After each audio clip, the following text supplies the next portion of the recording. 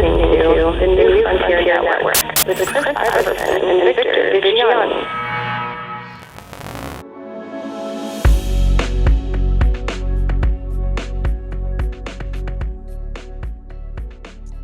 Welcome to NFN, the New Frontier Network, where we explore the new frontiers of phenomenology, ufology, and exopolitics.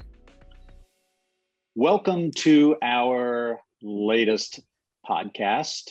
We have a wonderful group of people here today, and with me, as always, he is Victor Vigiani, and you are listening to Chris Iverson on the other side of the mic. Chris Iverson right here. How you guys doing? Glad to have everybody here today. We take a slightly different approach here to the interviews and our approach of looking at phenomenology, ufology, and exopolitics. And we do an in-depth look at individuals who have had experiences, sightings, and we're looking to see what those experiences mean to them, what it means for us, and where we are going with it, as we indicate that we are pushing and creating a new frontier of the exploration and the understanding of the phenomenon that we are faced with on a daily basis around the world. So with that, I will pass it on to Victor, and Victor will introduce today's wonderful guest who we are honored to have with us. Thanks a lot, Chris. Yes, we're very honored to welcome Julio Cesar Chamorro. He's a retired commander of the Peruvian Air Force. He joined the Peruvian Air Force in March of 1975 and applied to be a pilot. In 1977, he specialized in air defense to be an air crewman.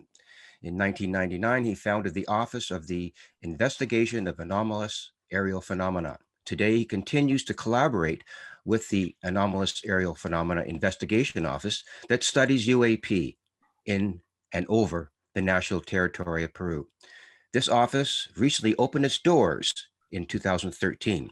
He shares his interest in UAP because he understands that the Peruvian air territory must be protected, and that is why it is necessary to investigate and analyze objects that maneuver without any authorization in order to make good decisions.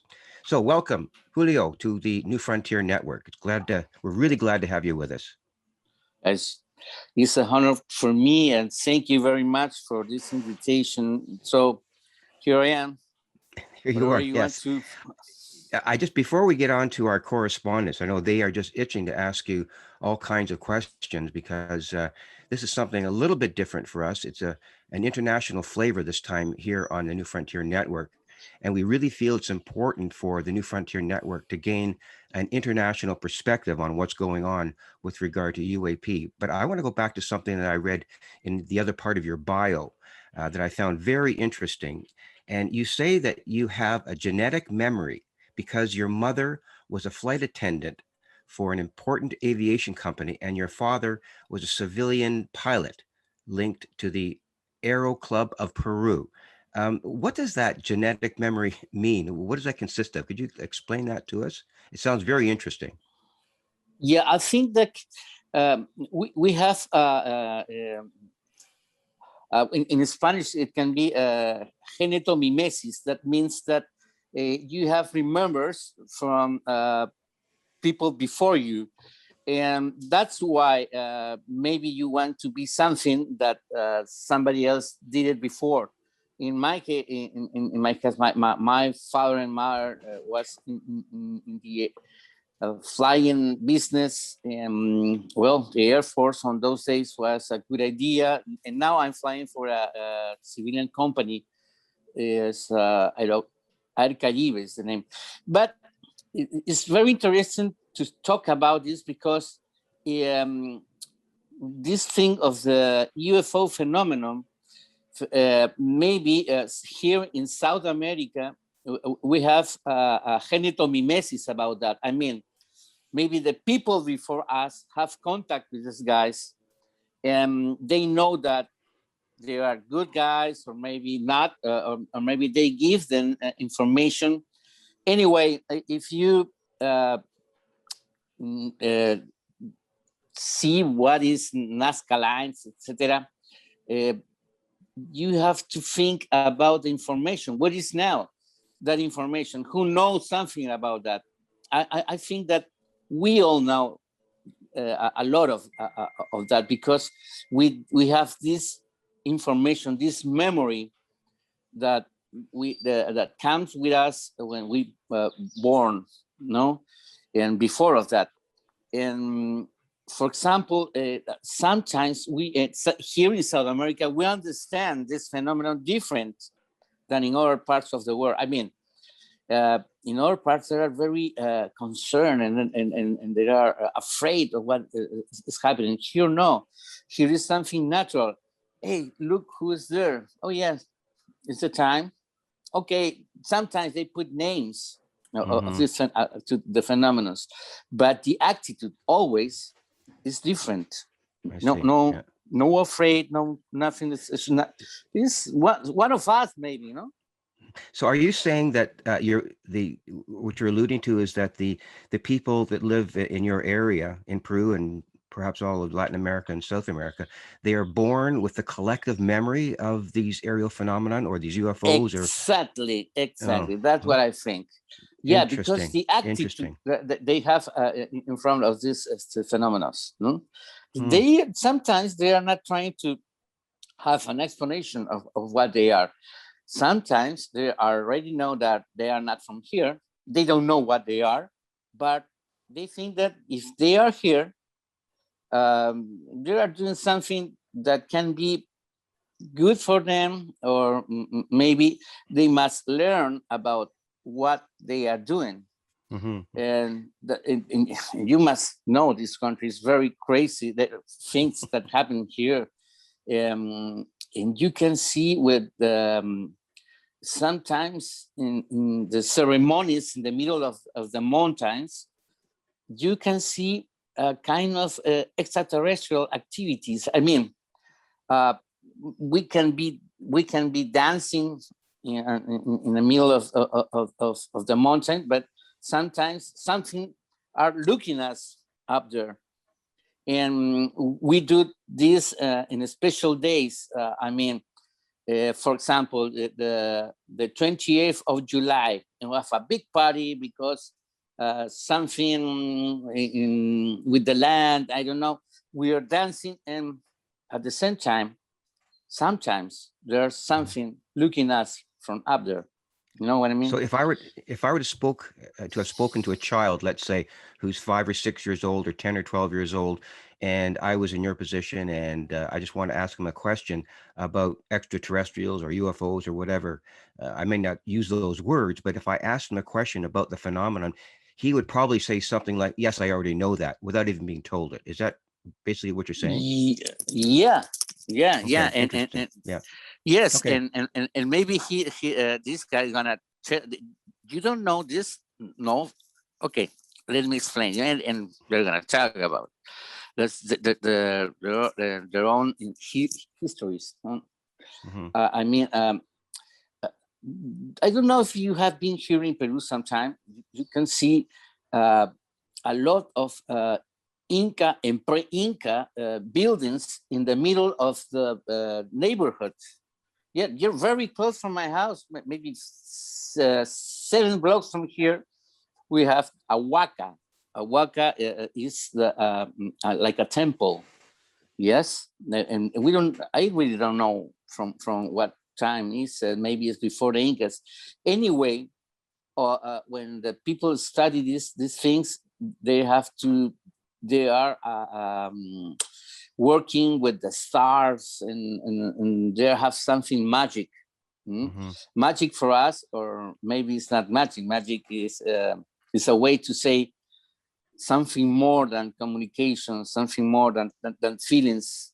It's another way to say here is happening something that we must understand to know them. Right. Okay. Yeah. I want to move on to one of our correspondents. I know Giorgio has a good question to ask, among other ones that we'll get to a bit later on. So Giorgio, why don't you take over and put a few things forward to Julio? Yes, Julio, we work together back in the Air Force in 1999, starting in 1999. Could you tell us how the office started and what was the role of the event in Chile, the air and space event in Chile? How it started there? The idea to have an office in Lima started in 1999 when we knew that Chile has an office to investigate the UFO phenomenon. This office is in charge of the study of the phenomenon because they think that it can be some time dangerous for the air operations, the general air operations, I mean, the militaries and the civilians. And I read that and I think that's true. We live in an area where that happens every day and we don't know what to do or what some people before did about this. So I talked with my boss and I tell him, look what our neighbors did, why we don't have something like that. Okay, good idea. Do it. Okay, and can you tell us how there was a report by the United States State Department about a UFO case in Peru that you heard in Chile, in this gathering, in this aerospace gathering? Yeah. When this I made this project and all that, I asked permission to go to Chile and see what they are doing. So I asked permission to Chile and they say, okay, welcome. You are invited here. And there was a meeting of UFOs investigators in Santiago in those days, the best in the world. JJ Benitez and people from Brazil and people from Chile, a lot of people from Chile, people from the United States, from Canada, from Argentina. Yeah, a lot of people. One of the guys from the United States make an explanation on those days. That was year 2000. Yeah. He showed us in the screen piece of paper, but official paper from the United States government that was telling about something that happened in Peru in 1981 in La Jolla Air Base. And I was there that day. And they were talking about what happened with Oscar Santamaria, that he made a scramble and he went to the air and some kind of air fight with an UFO. We all saw that. We were more than 2,000 people in land looking what happened out there, no? The radar operator and the Russians were there too. So all that happens in maybe in 1 hour. But when that ends, they told us, so this thing never happened. So forget it and go to work. Nobody must talk about this, no more. On those days, there were no the cameras like we have now, no videos, no nothing. And we were working to have a war against one of our neighbors. We have a lot of wars that's in the last century. So it was secret. I mean, you can not use a camera or nothing like a souvenir from that place, from La Jolla. So 2 hours later, nobody was talking about what happens.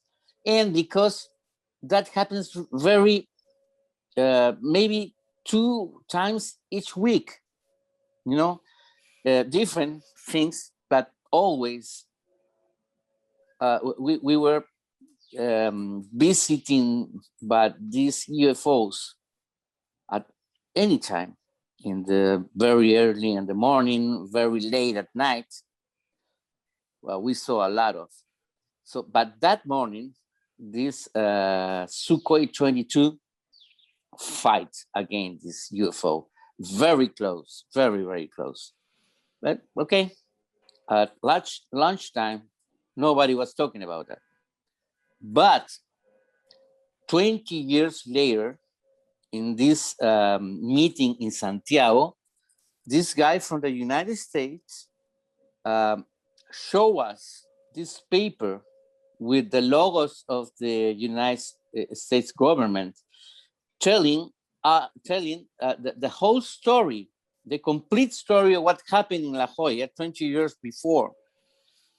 And that was really strange because on those days, how the United States can know what happened in Arequipa, in the middle of the desert in Peru, where we have a lot of brand new Russian weapons. I mean, aircraft, radar systems, missile systems, etc. How did they know that? How did they know that that happened that morning? And the things that were saying in the paper was exactly but that the things I remember, and sometimes things that I don't remember, like the number of the tail of the aircraft, the quantity of fuel, and how many bullets they use in those days, how many times they flew, etc., etc. Important information, but 20 years later, I didn't remember. In that paper, all that was very, very clear. And the question is how they have that information, because we were in a special security day system, in a red alert on those days. At any time, no, those days we were waiting for a war, but don't happen. Chrissy, I think Chrissy has a question about that or something related to it. Chrissy, do you want to chime in now? It's a related thing to one of your questions, I believe. Yeah, it is. Hi, Julio. Nice to meet you. I actually had one of my questions around the La Jolla incident in like the early 80s. So I was going to ask you actually my question to explain a little bit of it, but you did, which is great. So you did part of that for me. But my other part I'd like to know is if when you were in any of these incidences, did you find these UAPs to be a threat to you or to Peru or to the community? Because we have a narrative now in North America within Lou Elizondo and other American officials that are currently saying that UFOs are a threat. Did you feel that? And does Peru, as a general census, do you feel that as well, that it might be something that is a threat to you and to the community? Yeah, I think that we all in Peru we know that they are here. We know that they are here a lot of time ago, and we feel that they are helping us. They are good for us. Sometimes, if you make some tourists in this country, you can see a lot of manifestations of that feeling. There's a lot of things, even in the clothes of the people from 4,000 years ago. You can see UFOs growing there, but in a nice attitude, yes, smiling, saying goodbye. I think that the feeling here is that they were here, they are here, and they are helping us. And what happened in La Jolla, I don't know, that this UFO didn't fight against the airplane. Maybe they play with the airplane. He was playing something like the cat and the mouse.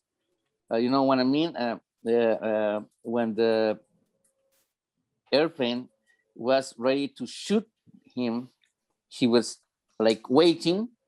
When the aircraft shoot, he moved and the bullet passed, nothing happened. And they were very close. Santa Maria told us that at the end, he passed maybe 14 meters from this thing, and he saw it very, very well. And then he made a draw and all that, but nothing happens. I mean, Santa Maria was shooting, and this thing was playing. So right. the attitude was something that we didn't expect, you know, and that's what happened here. A question for you on that was Oscar Santa Maria. Did he end up firing upon the craft based upon a perceived threat at that point in time? Or was that something that had been set up as a protocol if they were to be, or if they felt threatened? Because early on here in the interview, you indicated that there is a feeling of a connection with ETs and UFOs that goes back for millennia in South America. And if they've been here for so long, they would seem to be very, at least somewhat benevolent. Yet here is Santa Maria approaching a UFO and firing upon it. Yeah, that was because on those days, we were waiting for an attack from our neighbor. So at that time, that was 6 in the morning, 6:45 in the morning. And what we all saw was something like a big, big balloon going down at the end of the landing road. We call it the Barrera. It's a place where the landing road ends. I mean, where the airport. The barrier ends. Between the runway and the airport, right? Yes, the end, the really end. That was 3 kilometers from where we were making this routine of, we call it the parte. It's a formation in the morning. We say hello to everybody and count each one. So what the idea was that they were our enemy, that they sent a balloon. On those days, the technology, it wasn't like today, no? Today, maybe if they want to do something like that, they're gonna send I don't know, a drone or something. Yeah. On those days, it was only a balloon. So the people from the service says, oh, it's a balloon. Okay, let's destroy it. And maybe what information they can take from us with that balloon? Maybe they have transmitters. Maybe they are filming the airbase. Maybe they have some meteorological information. I don't know. Right. Anyway, destroy it. It's easy. Send an airplane and destroy it.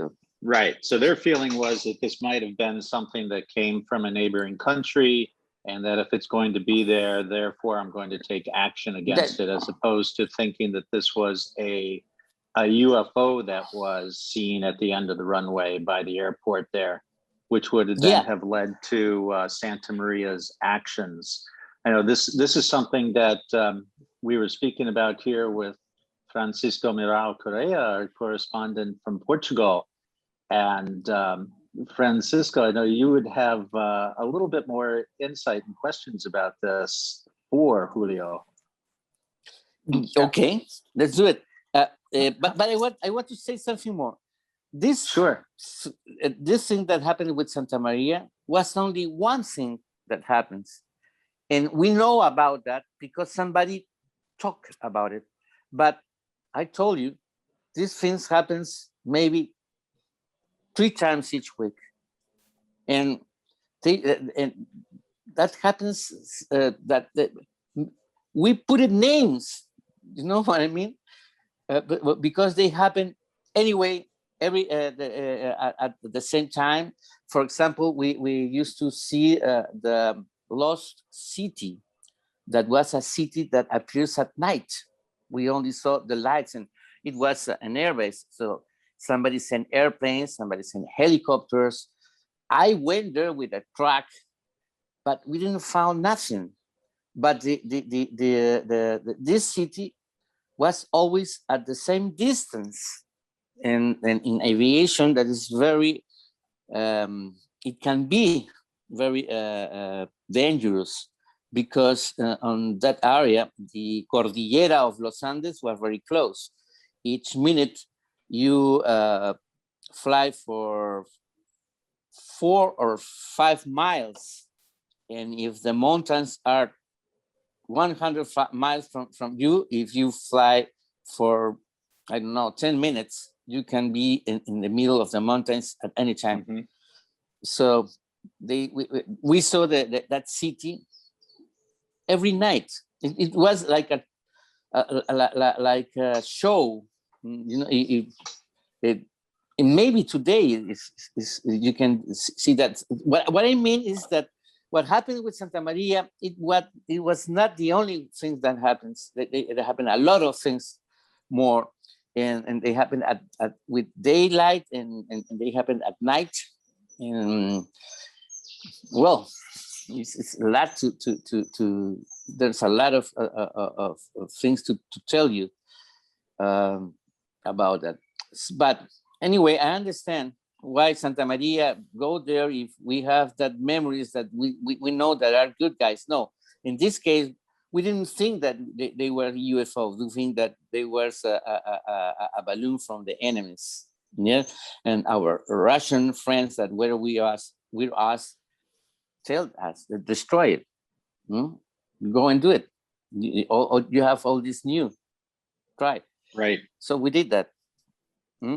But and the important thing is that United States says that things don't exist, and that they are not interested about what are they, but how they have the information from 20 years before, and why they have the information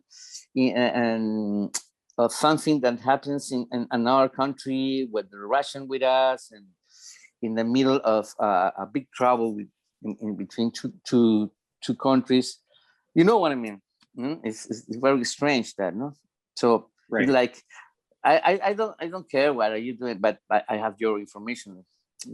So it's not true that you don't care. Okay. Exactly. Well, you start to learn that you have Big Brother overseeing you. Francisco.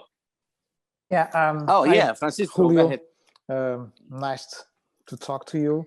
I was wondering, when you witnessed what was happening with the flight of Oscar Santamaria, what were your feelings? What did you understand you were seeing? Did you thought it was really a UFO or a balloon or something else? And how, seeing all that unfold, how did it impact your life as a pilot? Well, I can say you that the impact was more because I was a military. I must tell you again that we were waiting for a war. What happened with Santa Maria exactly that day gives me a feeling of what are they doing. So they are trying to know what we are doing. So that is not good. We must destroy that balloon. But when the balloon looks like it was dying, he was falling down. but with the Sukhoi 22 launch, it changed. At first it was white. The color was white. Then, and it has no form. It looks like a balloon losing air, just falling down. But when the aircraft went out, this thing have the look of a big ball, football ball. I mean, we call it football. I don't know. In the United States, Soccer in the United States. Soccer, yeah, yeah. It looks like a ball of soccer, and that was strange. And after that, she began to go up until 45,000 feet. It's very high, no? And at that time, I think this is not a balloon from our neighbors. Maybe they don't have they don't have nothing like this. They maybe they don't have the way to do a real balloon. This is not a balloon. This is something else. And when we saw all they did, I mean, the airplane and the balloon, at what time was it was really pretty. It was like a dance. It was like a game. We call it the game of the El Gato y el Ratón. In English, can be the cat and the mouse. Cat and the mouse, yeah. Yeah. They this thing play with Oscar Santamaria. They got fun, and they didn't do nothing with him. Oscar Santamaria shot with 100 more than 100 of bullets, big ones. Yeah, the name is ZU-22 Zulu Uniform 22. It's a big thing. Yeah, each one is this size. Right, it'd be a 50 caliber machine gun. For those of you listening here, it'd be a 50 caliber machine gun from an Su-22 that Santamaria would have been flying, which is a Russian-made fighter aircraft that was in the Peruvian Army or Air Force at the time. Yes, that's right. And so that happens, and my feeling was that UFO was playing and Santamaria was fighting. At the end, Santamaria didn't do nothing, and the UFO have some fun. The UFO was the El Gato, and Santamaria was the Raton. So it was he was definitely played with. I mean, it's interesting that you bring it up that they had this interaction, and as you said, when he first went up there, he was thinking that there was potentially an aggressive act by somebody that Peru, one of the countries that Peru at that point in time was. Tensions were high throughout South America. So as you indicated, everybody was on alert, everybody was concerned about it. And so you don't necessarily look at it, despite the fact, as you said, there were easily 3 sightings a week that something like this would have happened, that you are seeing it. Now, to venture off of that a little bit, having these sightings and having these experiences, what was the feeling, and you had several of these yourself, obviously, correct? What was the feeling that you had? Was there any type of a communication that you felt occurred with you, with the craft or even beings that you were experiencing? What was that general feeling that came upon you when you sighted whether it was one of the UFOs, as I said, or if you happened to see an occupant? I must tell you again that you have a kind of 2 feelings: a feelings of war against our neighbor, and a feeling of a nice feeling about they are here, we know each other, and maybe they are concerned in what we are doing. Maybe they want to, not to do this. No, they are helping us, and because there were things really crazy. For example, at night, we on those days we used to have a bunker. These people from Russia make, and we did it with them. We did a big hole in the land. We put a lot of equipment there, and then they made a mountain over this hole. You know what I mean? A big mountain in this not real mountain. We put the radar antennas. Yeah, and my office was in the middle of this not real mountain, because there are not mountains in the middle of the desert. Right. You know what I mean? So right, a very camouflaged, a well camouflaged military installation. In other words. Yeah, but very high, very very high. My friends told me at night. They told me this at night. Sometimes, if you are up there with the antennas, with the wood of antennas, if you spend an hour there, sometimes there are big light, white light, that came from the from out there, like a flash in a camera, the old flashes, remember? That right. gives you light for a second or maybe half of a second, and you can see that. And maybe if you are there, you must be a smile because there is a big photo from you. Oh yes, and it's like a joke. Yeah, and one day I was on duty. I mean, I have to spend the night looking for, you know what I mean, the radar system, etc. And I was talking with the soldiers and the airmen from the base, and they told me the same story. At night, there is a light that we saw here. And okay, let's go and see it.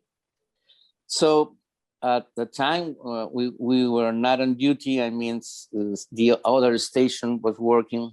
We went up there to the mountain, this not really mountain. And we were there. I spent maybe a cigar, maybe 2 cigars. And on those days, we have the Walkman. Remember that things from Sony? Yeah, I was hearing some nice music, Cat Steel and so those music of those days. And that happened. That light came. And I saw it. And we all saw it. But not was only the light. The light came with a feeling, you know. It I don't remember. Maybe it was the middle of a summer. I don't remember about if it was cold. But I feel something hot. My feeling was of something hot, but not bad. It was a nice hot, if you understand. And that was the feeling, and they didn't give me the feeling was how nice it was, how beautiful. Wow, my God. And we all see our face each other, and then the light put off, and that's all. And everybody experienced the same thing. So you're all feeling this, as you were describing it, just this nice feeling of warmth, not like it was a dangerous heat flash. But I mean, it's interesting the words that you're picking, just the warmth and the comfort. Yeah, that's what I think. That at that moment, what happened was my genetomimesis, my genetical memory says, don't worry, Julio, this is nice for you. Maybe they were giving me information. Maybe they were giving me health. I don't know, but it was nice. We were with our dogs in the middle of a desert. If you are in an air base, sometimes you can have a pet. Some of us have dogs, or have another kind. Cats. How do you, Julio? How do you reconcile that feeling that you just described in terms of the threat scenario that seems to come out of the military perspective? It's the way they look at the whole situation, and then you experience something, a warmth or a comforting kind of communication. How do you reconcile those two feelings, both as a person yourself and as a military person? How do you balance those two things? I understand that your question is, you have two feelings about the same thing, isn't it? One is military feeling, and the other one is the historical Peruvian feeling.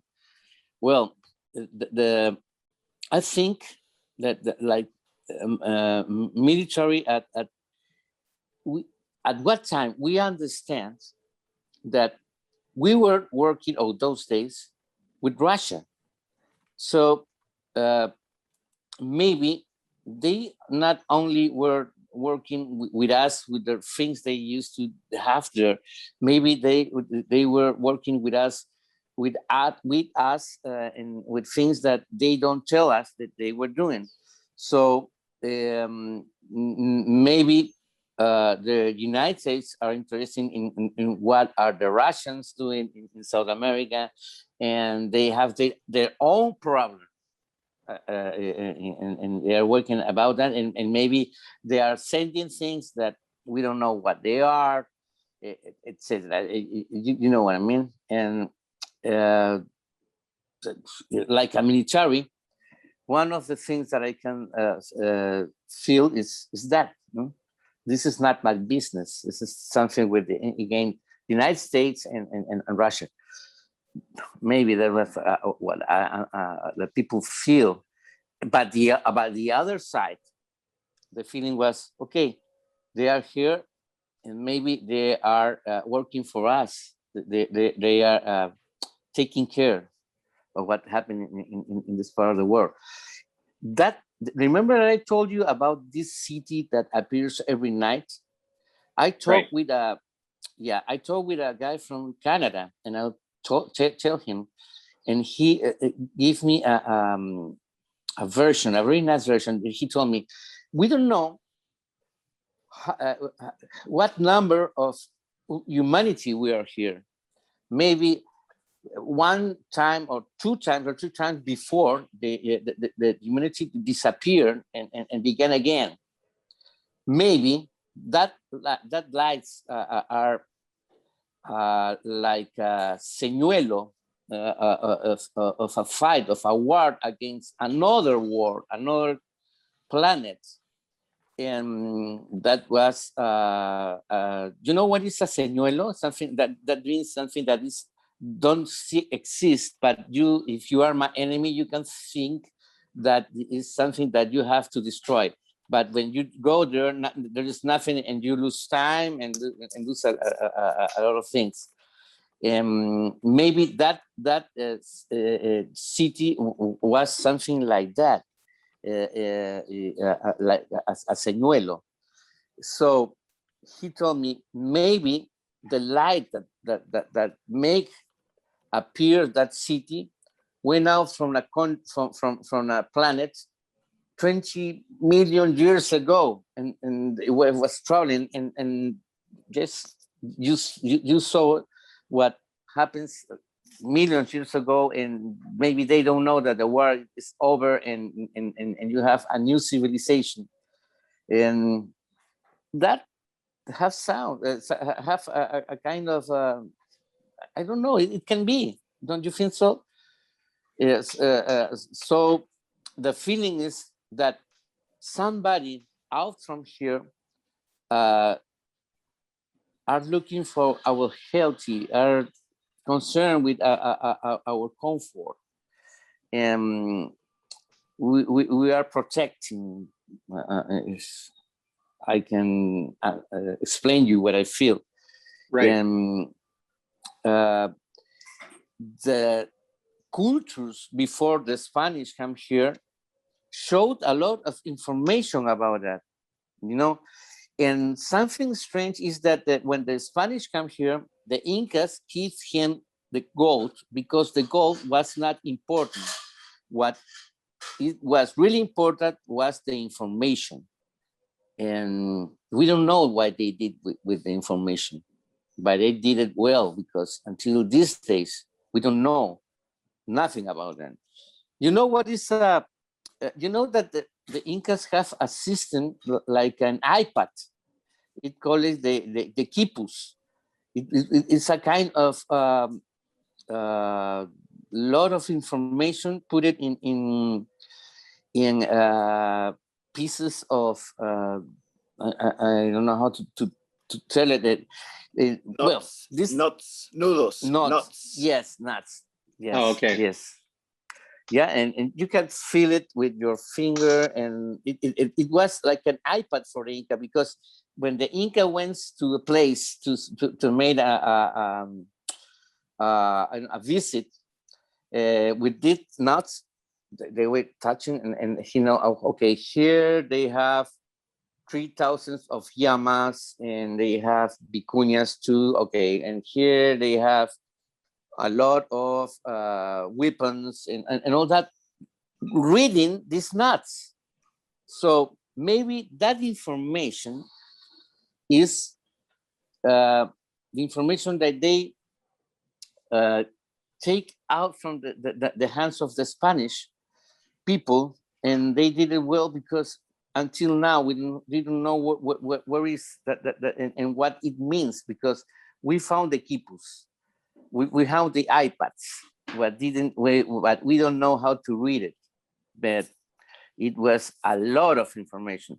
Even the people that made it and the people that read it have a special name. The name was the Quipu Camayok.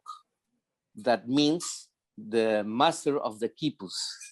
That means that the only ones that can read it. That, yeah, and that are the things that made me feel that we were working with people that they were not from here, and they help us, and maybe they have a plan for us, but we don't know what is the plan, or maybe the plan is working. I don't know. It's anyway. I like these things. This is like magical, you know. And Julio, can I ask you a question, just to change the direction a little bit? Sure. When you're watching TV in Peru and just in general, does the media support the UFO subject? Do they talk about it a lot? Is it written a lot about? And if so, what is usually written about it? Is it positive or negative? We saw usually History Channel. We have information of these broadcastings. Yeah. And the question is, what is the feeling when they talk about this? Yeah, the feeling is sometimes that they have reason, and sometimes I feel, no, this is not this way. Maybe they must think in this other way. And sometimes when they show us that, for example, in the moon, there is a big airbase that somebody made, we don't know when. And the feeling is, yes, why not? It can be there. Yeah, it's not on TV and local papers. Does local media talk about it a lot? Like, is it a topical conversation? Not in this stage, because right now in Peru, we have a big political problem, and this thing of the pandemic. And well, no, not now. It's not something that called our attention. But these things happens until today. I told you that I fly for Air Caribe, and we have a recent photo of a UFO close to our airplane, maybe 2,000 feet from us. Yeah, I sent the photo to Giorgio, but the news and there are right now we have a lot of problems like a country, and we are thinking about the vacuum and for this COVID. And no, if something like this happens, the newspaper make a big sound about this, it can be taken like something to keep our attention from what is really important to this thing that is important but not urgent. What is urgent right now is the elections in 5 weeks. We don't want the communists here in Peru, so we are trying to win the elections with the white people, and it's complicated right now. So UFO activity, it have to be very, very important to keep to move the eyes of the people for that. No, right now it's no notice. Yeah, sometimes it can be a very good distraction to have something like that that's going on. You have been researching this, as was mentioned here, where you've been involved in it very actively for 20, 25 years now in the formal research. What would you look at and say is perhaps one of the most spectacular cases that you have witnessed? You mentioned, of course, Commander Santamaria's interaction that he had.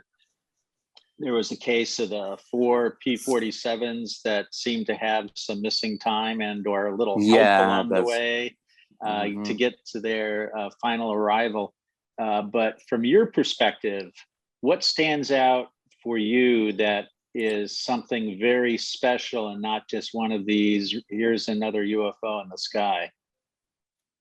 You mean what I saw recently that can be a big activity of the UFOs? Recently, what we have is information from people that went to special places where it's supposed that you gonna have this contact anyway. I don't know if you can, if you hear something about Marcahuasi or some places in the desert. Now, because we cannot move from our houses, there are no information about it. But I flew every day in the middle of the mountains, and when I saw down there, I said, this is the place, if I am an extraterrestrial, wants to be, because it's beautiful. They have everything. They have water, they have minerals, we have everything there, snow and things that. So I can easily understand that if somebody needs something from this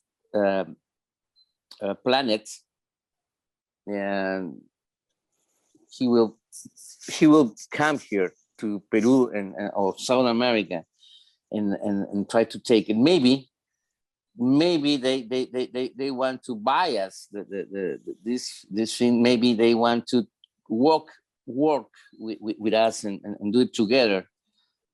I don't know. Maybe the governments have agreed that we don't know, and and maybe we are trying to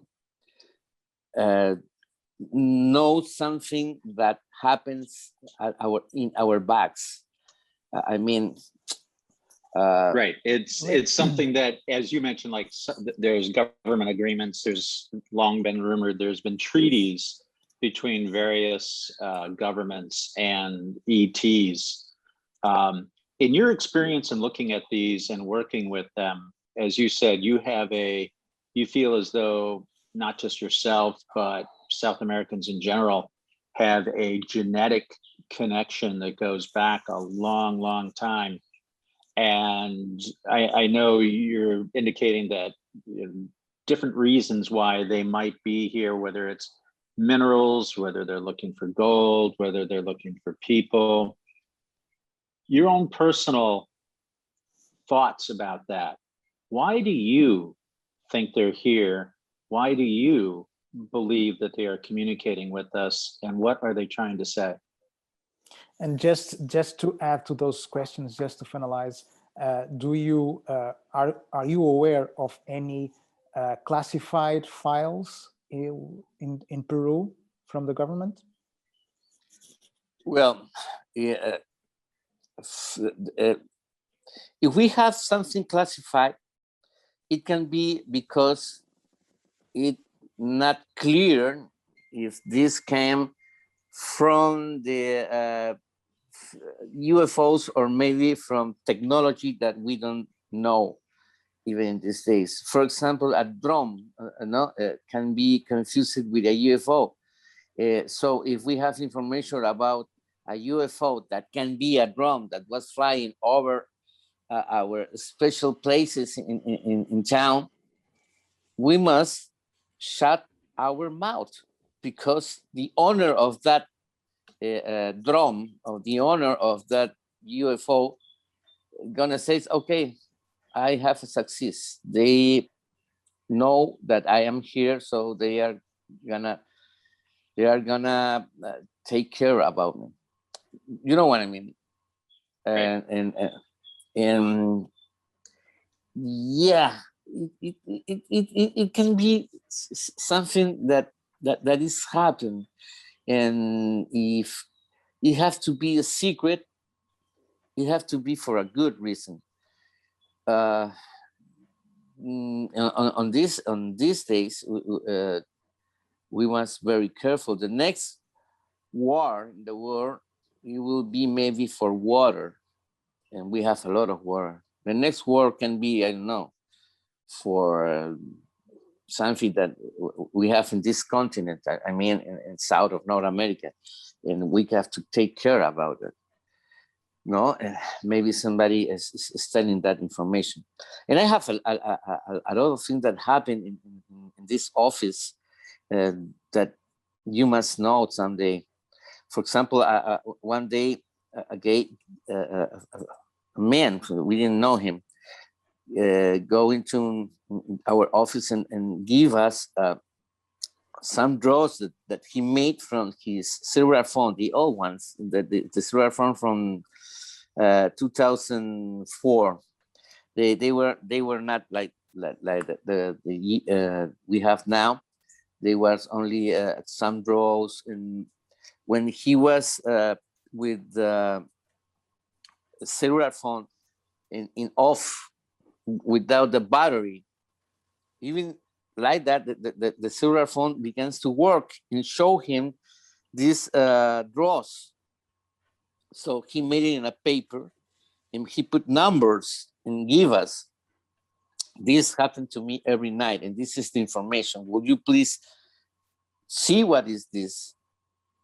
Okay, we were trying to see, we found that maybe some of the numbers were coordinates of a place. So we saw it in a card, in a mapa, and we found that that's coordinates from in front a place that named Pisco or Paracas.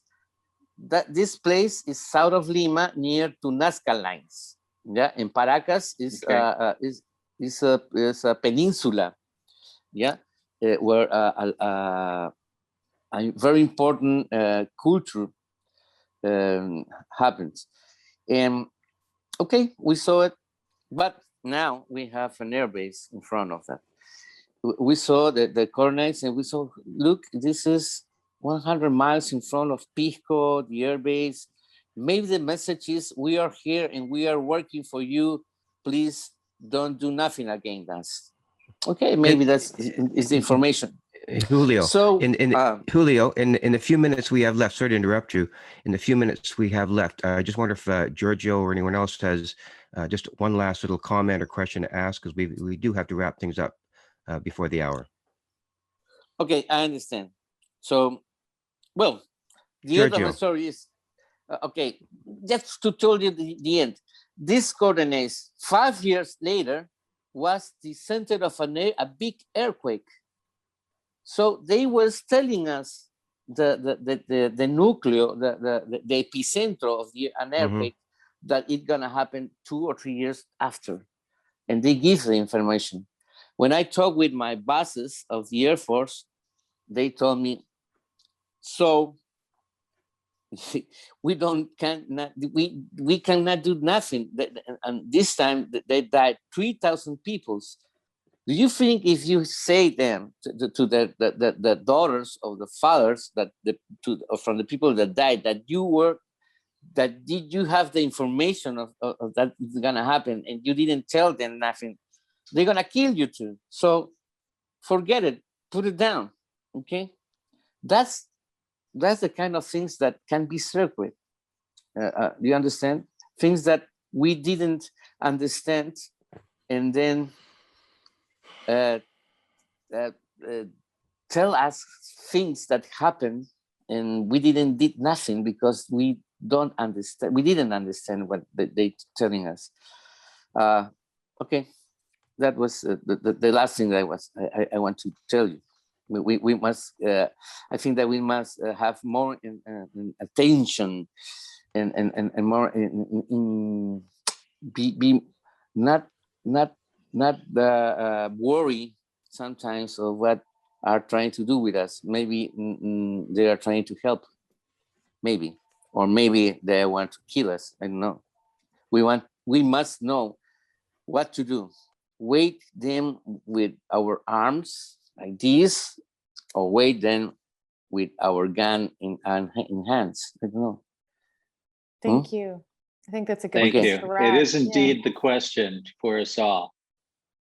Let me say that there have been other events in which UFOs approached, for example, an airplane, and the airplane arrived 1 hour late. There was missing time. There was sort of it controlled the flight movement. There were events in which the president of the country saw a UFO. Fujimori. Fujimori, yeah. It's like they're trying to communicate in an almost official way. Can you tell us a little bit about the Fujimori event, Julio? Yeah, that was not Fujimori is a Japanese, you know. In the first year of his government, he used the Air Force airplane, one of the Air Force airplane, to go to a lagoon in the middle of the jungle to fish. He's a fisherman, like the other Japanese in the world. So one time he was fishing. He take maybe it was a Pilatus Porter. It's a small plane, seaplane, and he went to this lagoon, the middle of the jungle at night.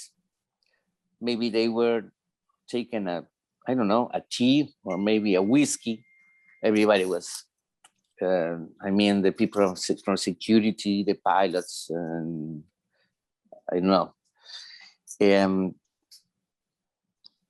At the time, they hear something that in the middle jungle is not good. They feel the quiet of the jungle.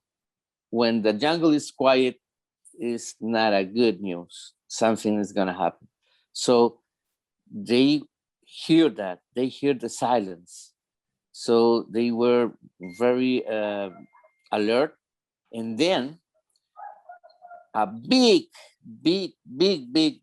name thing appeared over them. A big one, a really big one. And he passed over the the aircraft and Fujimori very slow, maybe 2 minutes, because it was big. And all the people was seeing the thing and seeing the Fujimori face. Fujimori was, I wasn't there, but they told me that Fujimori was only looking at with a glass in his hand. He waited until he disappeared and says, "This never happens." And that was the last words about that. 10 years later, the crew tell us in the Air Force that that thing happens. So the attitude of a president of a country, in this case, Peru, was this not happen because it's important. Do you think so? Well, I want to thank you very much, Julio, for joining us today. It's been very enlightening, and you are indeed a wealth of information. Your experiences are as broad as they are deep, and I do, especially some of the more intuitive things that you've shared with us with respect to the feelings that that your culture has about this whole issue. So I do want to thank you. I want to thank our correspondents, Francisco Correa and Giorgio Pinchetta, and also she's just left our room, Chrissy Newton, our other correspondent from Canada. So, Chris, I'll throw it to you to say goodbye, and thanks a lot, everyone, for participating. Wonderful. And again, thank you very much, Julio. We enjoyed our trip south of the border here. In fact, we went so far south, we crossed over the equator to Peru. We're grateful for your time and the time you dedicated to us, the information that you gave us. We wish you well. We look forward to speaking with you again. And for all of our listeners out there, thank you for joining with us here today. Please be sure to hit the like button. And if you've not subscribed, please ring that bell and subscribe for future webcasts with NFN, the New Frontier Network. In the meantime, keep your eyes on the frontier and see what approaches. Take care, all. You've been listening to the New Frontier Network.